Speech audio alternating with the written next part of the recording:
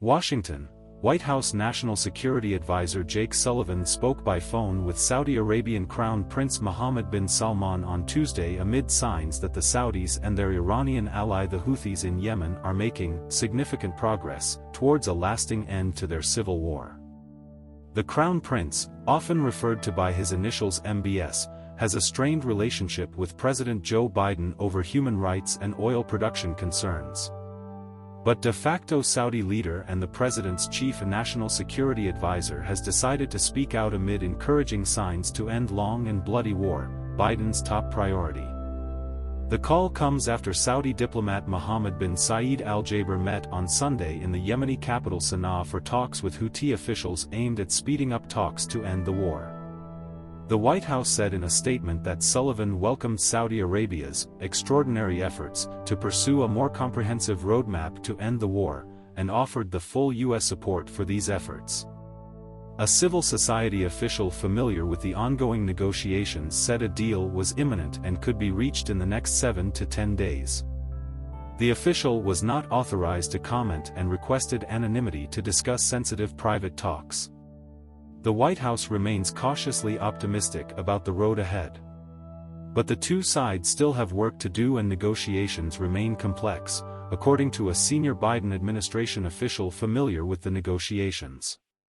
The official, who is not authorized to make a public statement, added that no final agreement has been reached and warned that the situation remains complex.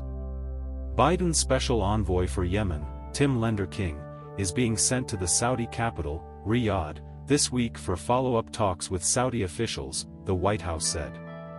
CIA Director William Burns traveled to Saudi Arabia last week to meet with intelligence officials. Al-Jaber's visit to the Houthis-controlled Yemeni capital comes after the Saudis reached an agreement last month to re-establish diplomatic ties with Iran, in China, that were cut in 2016. Iran is main foreign supporter of the Houthis in Yemen conflict. It was a flamboyant diplomatic moment for China, the U.S.'s biggest global rival, touted as proof of Beijing's ability to be a diplomatic player in the Middle East.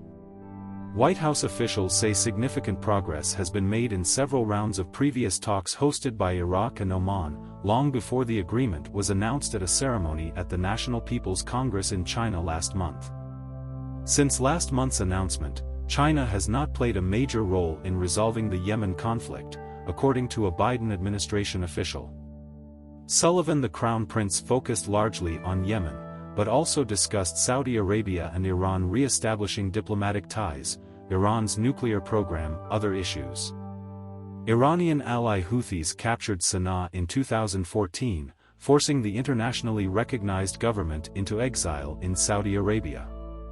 Armed with U.S. weapons and intelligence, a Saudi-led coalition entered the war on the side of Yemen's government-in-exile in 2015. Years' fruitless struggle have created a humanitarian catastrophe and brought poorest nation of the Arab world to brink famine. Overall, the war killed more than 150,000 people, including more than 14,500 civilians, according to the Armed Conflict Location and Event Data Project. The 6-month ceasefire, the longest in the Yemen conflict, ended in October. Biden has made lasting peace in the Middle East one of his highest priorities. The call also came amid new concerns that the Riyadh-led OPEC Plus alliance's plans to cut oil production could hamper efforts to contain global inflation. OPEC Plus announced last week that it will cut oil production by 1.1 million barrels per day, or roughly 1% of global production, from next month.